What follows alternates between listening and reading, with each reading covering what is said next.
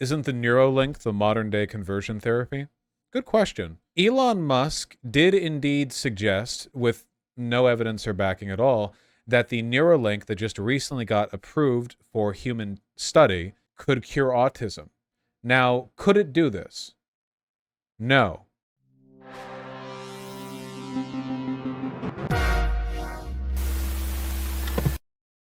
He just said it. He made it up. He was lying. He does this with all of his projects. But he did say it, which is kind of concerning. That's right. After only, I don't know, 5 million dead animals, the FDA has given approval for tests on humans for the Neuralink. Now, as I understand it, to be clear, the approval that we're looking at here is just the most basic, bottom of the barrel. We are going to give you the ability to look at how this plays out kind of thing. You know, this is not like an endorsement of the effectiveness of this technology. Obviously. I actually got a really interesting email. Neuralink chips are a Class 3 significant risk SR device. This means that in order to conduct human trials, they need both FDA and IRB, that's Institutional Review Board, approval to conduct studies. IRBs exist specifically to protect patient safety and have high standards for that, especially in significant risk device cases. It seems Neuralink has gained this approval and thus has been granted an IDE, an investigational device exemption, as a significant risk device. Nice. Along with a lot of really interesting links in the approval process for getting these things. As I understand it, it seems like it's relatively easy to reach this stage of testing. Here, Neuralink, I can't show the email, which is why I'm reading it off the side of the screen. Neuralink has been approved for a first-in-human study, which is not the same as being fully authorized to put chips in people's heads. A first-in-human study is, quote, a type of study in which a device for a specific indication is evaluated for the first time in human subjects.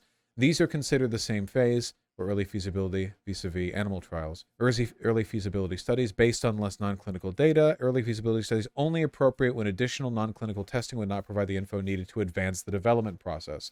So basically, this is like the most outer case, like we need to do a preliminary on a preliminary on a preliminary on a preliminary to see if this is going to be doable and safe.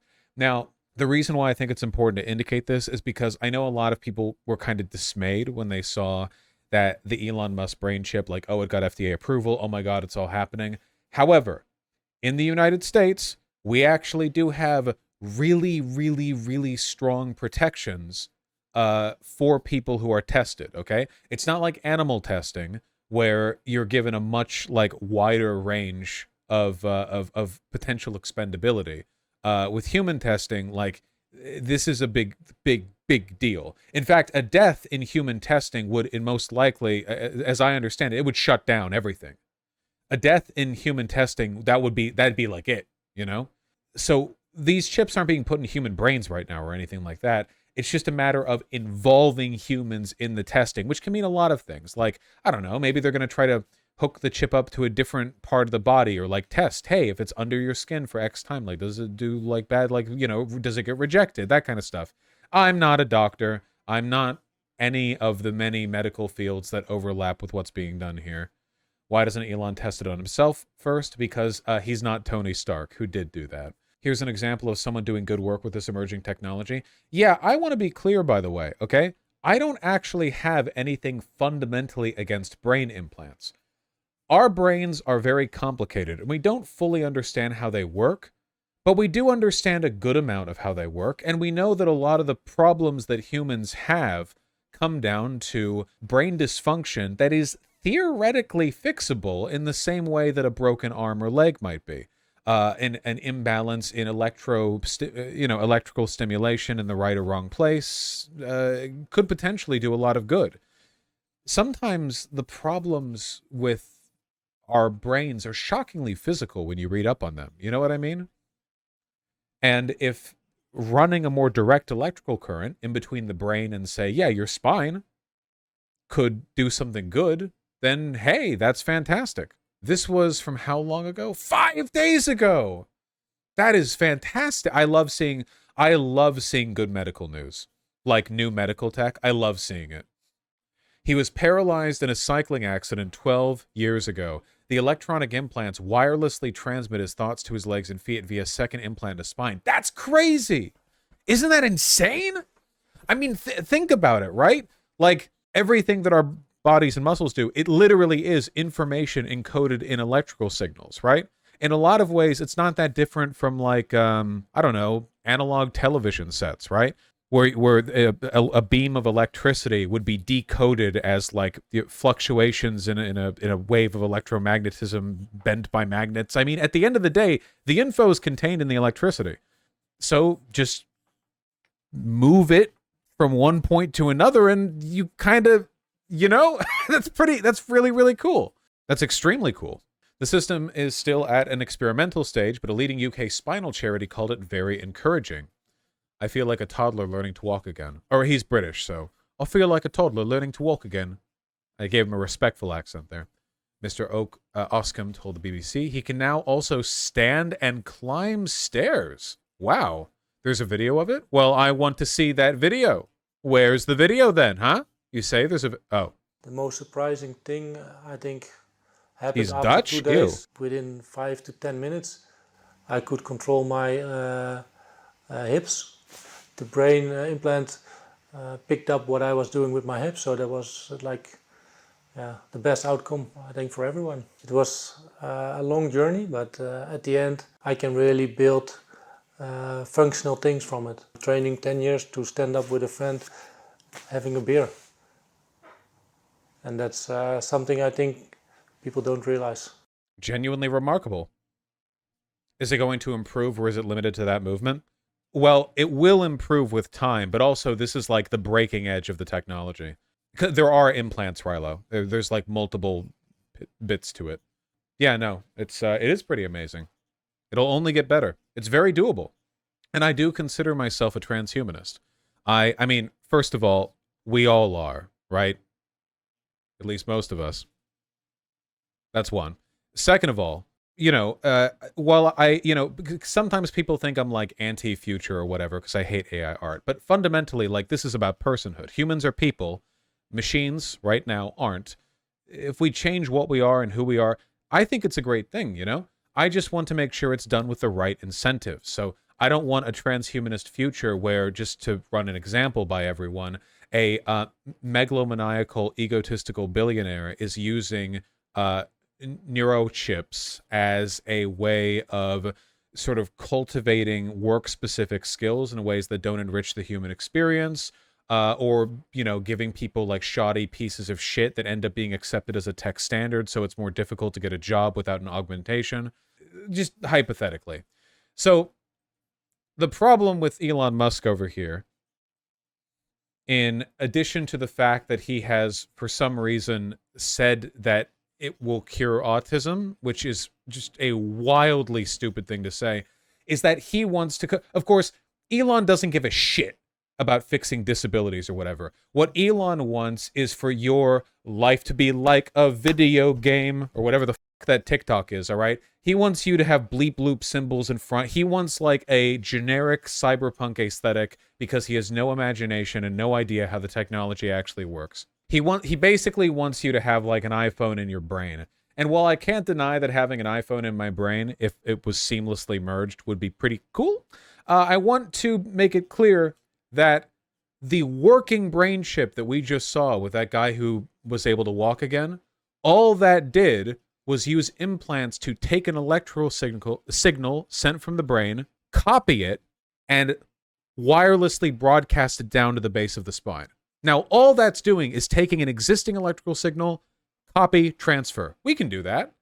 It's new to do that, in a body, but we've done that basic thing for decades. That's not new. What Elon is talking about isn't real. The seamless integration of like a technological conscious experience with our conventional meat brains is not a thing that exists. It's not a thing that... Now, could it exist maybe in the future? Sure, I'm not saying that it couldn't. But right now, as I understand it, like, we do not have any technology that would allow you to take like the signal from your optical nerves, then do an overlay while taking into account like 3D space and perspective, and then like this, that's insane. Like that's so far out there. Curing autism, it can't do that. How the fuck, like keep again, like how would you do that with a chip?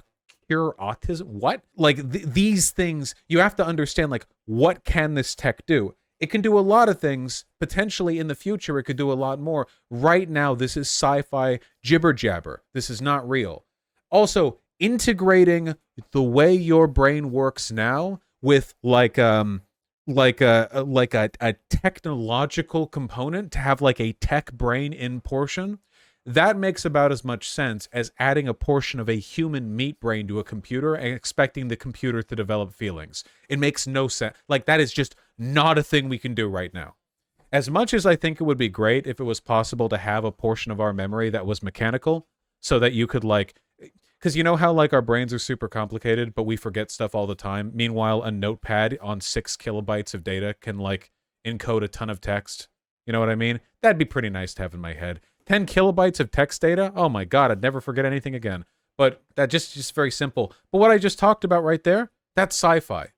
That's not real life. That's sci-fi, you know? I'm all for exploring the outer bounds of this technology, but Elon Musk, the habitual lying megalomaniac, is not the guy to do it. Here's what I think is going to happen. Either this peters out in human testing, 1, or 2, the scope of the brain chip gets rolled back and back and back and back and back until eventually it's like, here's a brain chip that I don't even know. Like, I don't even know. Here's a brain chip, and it lights up it lights up your ring when you feel happy.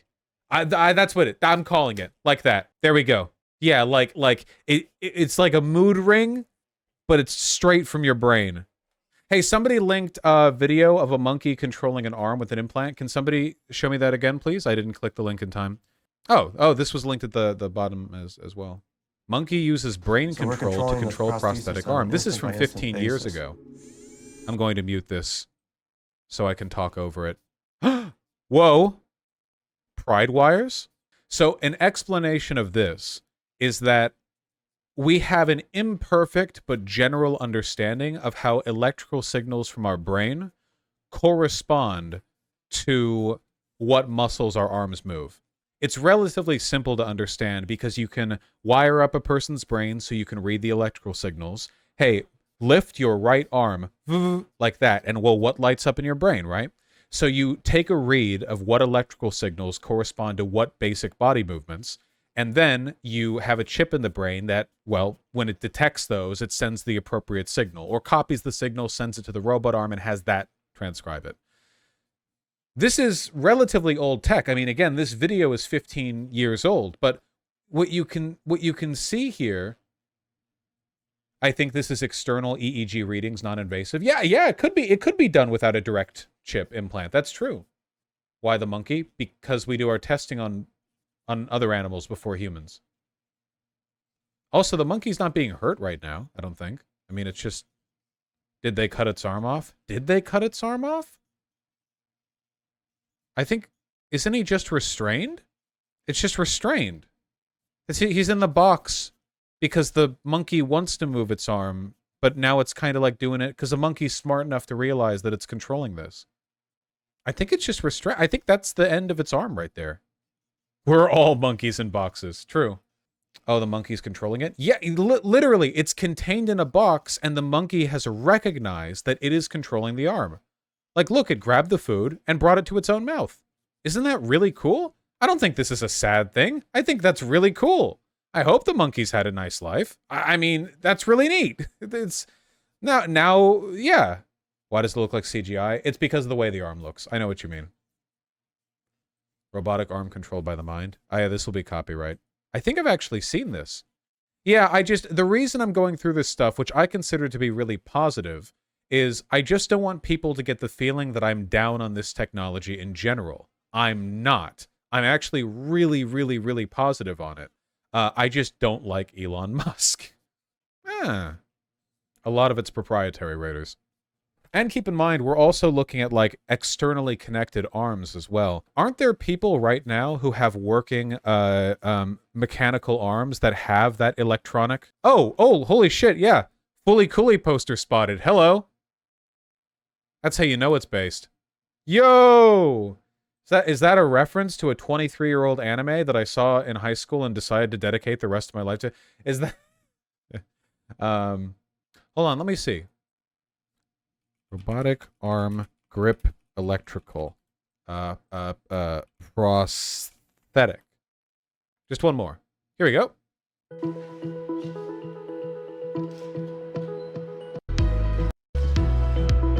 Okay, if you're gonna play music like that, I'm keeping you muted. Wow. That's pretty incredible. Of course, the more human hands are like basically the most complicated animal thing in existence. Like our hands can do so much. No physical machine can recreate what we can do with our hands. So motion will always be limited with the mechanical counterpart until we somehow develop prosthetics that are insanely advanced compared to what we have right now. However, an arm like this can grip stuff. It looks like it has strong enough grip strength to be functionally useful. That's really amazing. Is that real? Yeah.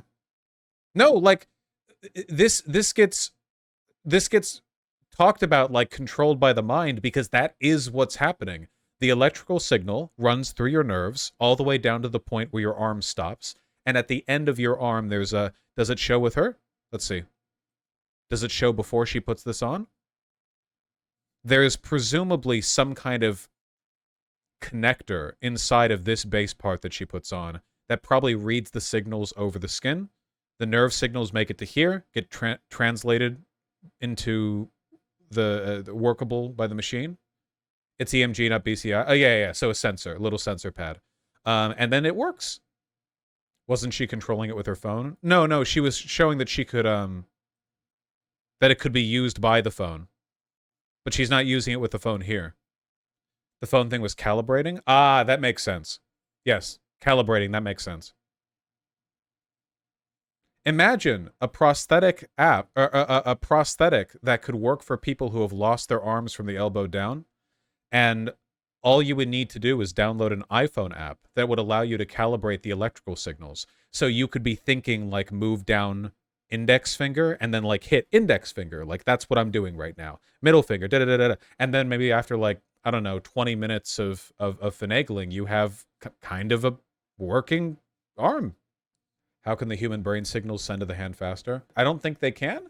They're electrical signals. They move at the speed of light. Well, they don't move at the speed of light, actually. Your electrical signals through the body move a lot slower than light. They move pretty fast, though. Pretty quick. We've more or less mastered the mechanical part of the arms. It's integration with the body that's difficult long term. The University of Utah's arm even provides touch feedback back to the brain. Whoa, so you would have to have a brain chip, right? And it would be like if you touch something with the hand, it would send the signal to the chip and go like, oh, that's incredible. That is just remarkable. No nerve links, Utah slanted. God damn. It can be done with electrodes. It is remarkable how much stuff you can do with the brain without needing to like touch the brain. You know, like your brain's not just under the skin. There's a skull in the way. The fact that like it can, oh man, that is really cool. Interesting human music. I'll have to take a look in a bit. Neuroplasticity is a hell of a parlor trick. Yeah, our brains are pretty complicated. This could horribly backfire under an authoritarian regime. There are ways that, like, advances in transhumanist technology could be abused, but for the most part, the technology is mostly about restoring functionality that humans have lost for some reason. Our brains are developed to work with the human body, with all of its abilities, right? If you're missing an arm, it's much easier to develop tech that can give you use of an arm again than one that could give you use of a third arm. You know, people are like, oh, well, you can make one arm. Why not make like two? Why not have 3 arms, right? And it's, your brain doesn't really have a dedicated like signal set for moving an extra arm, right? Like We don't like some animals have parts of their brain that manage the maneuvering of their tails. Yeah, the neural pathways are for that part, and we don't have that. Our brain does other stuff. So, you know, well, hey, nobody's going to be fixing autism just yet, Esmilia. Okay, that's enough. We're just tech rambling at this point. It does genuinely excite me, though. It does make me really happy to see. I know that a lot of this stuff is going to remain like really expensive and gatekept and blah blah, but it is good. You know, it is good that it's being developed on. And the doctors and engineers who are working on it aren't like the greedy corporations that are, you know, charging through the roof. They're workers.